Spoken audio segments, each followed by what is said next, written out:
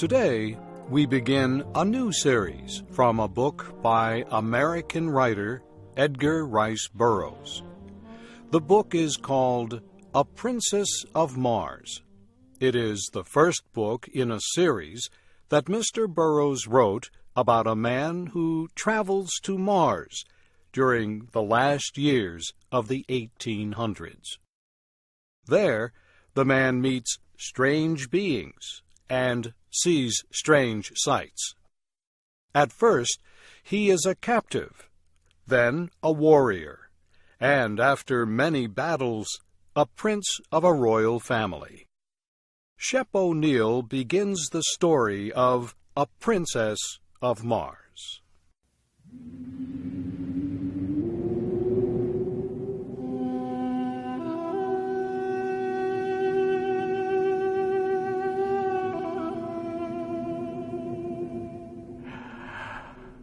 I am a very old man. How old, I do not know. It is possible I am 100, maybe more. I cannot tell, because I have never aged as other men do. So far as I can remember, I have always been a man of about 30.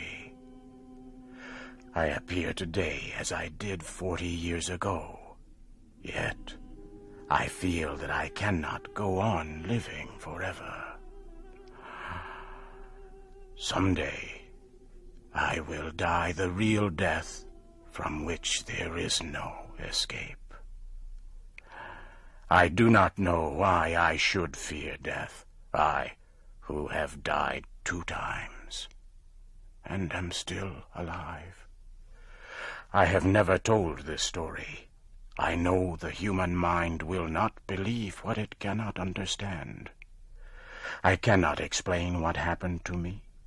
I can only tell of the 10 years my dead body lay undiscovered in an Arizona cave.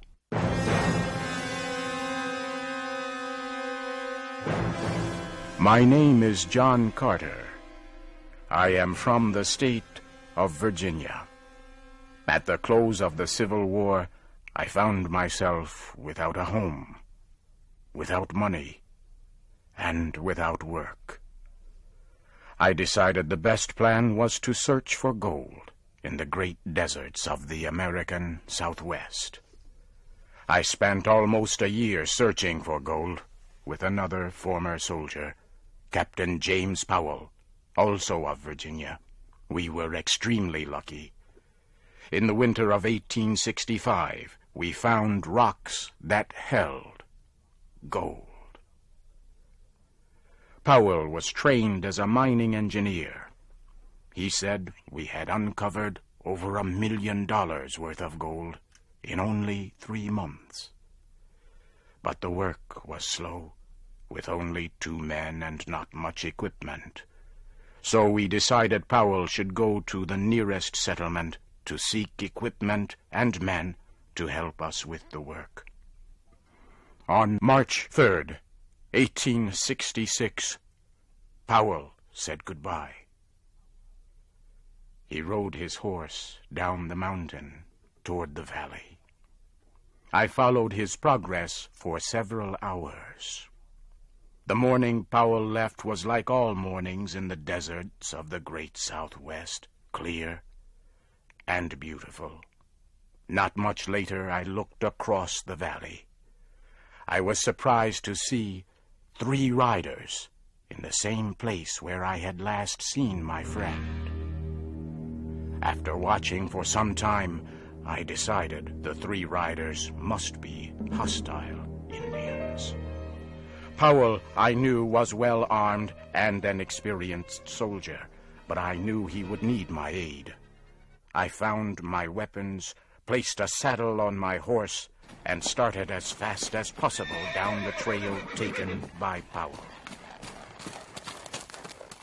I followed as quickly as I could until dark. About 9 o'clock, the moon became very bright. I had no difficulty following Powell's trail.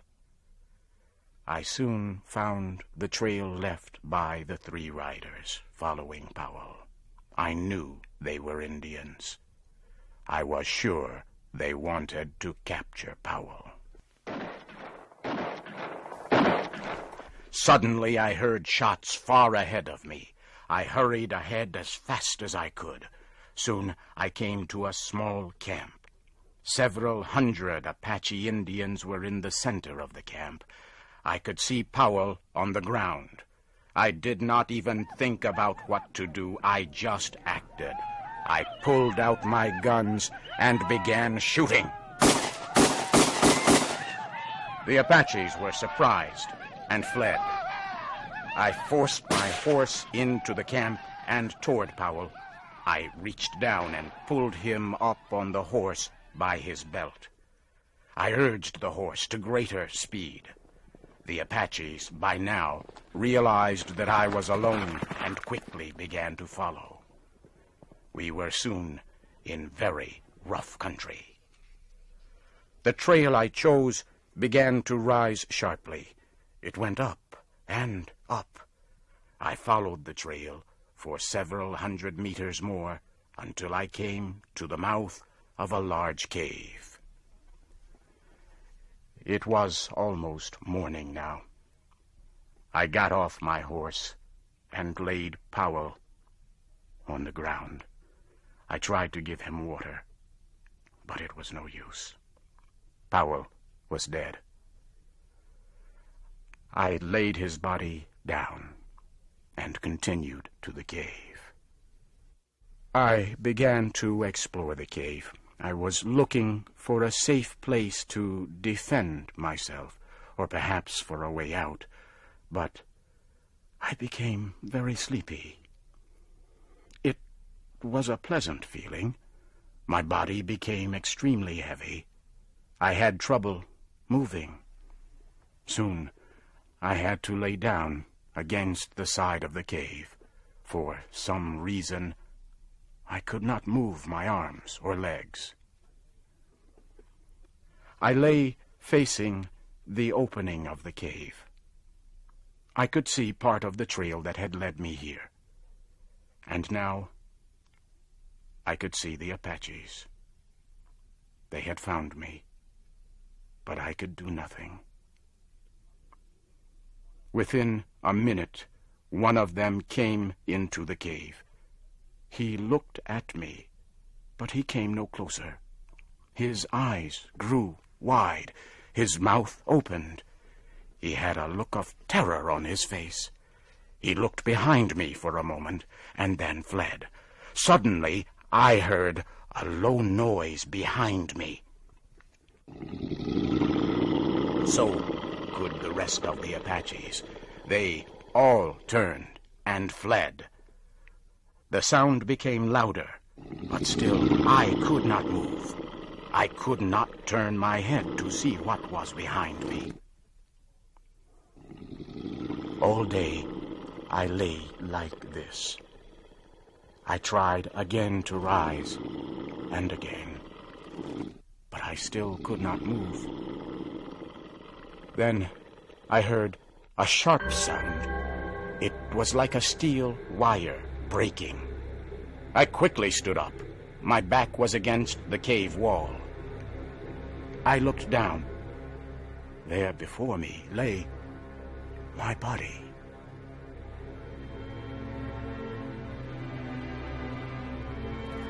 For a few moments, I stood looking at my body. I could not bring myself to touch it. I was very frightened. The sounds of the cave and the sight of my body forced me away. I slowly backed to the opening of the cave. I turned to look at the Arizona night. I could see 1,000 stars. As I stood there, I turned my eyes to a large red star. I could not stop looking at it. It was Mars, the red planet, the red god of war. It seemed to pull me near. Then, For a moment, I closed my eyes. There was an instant of extreme cold and total darkness. Suddenly, I was in deep, dreamless, peaceful sleep.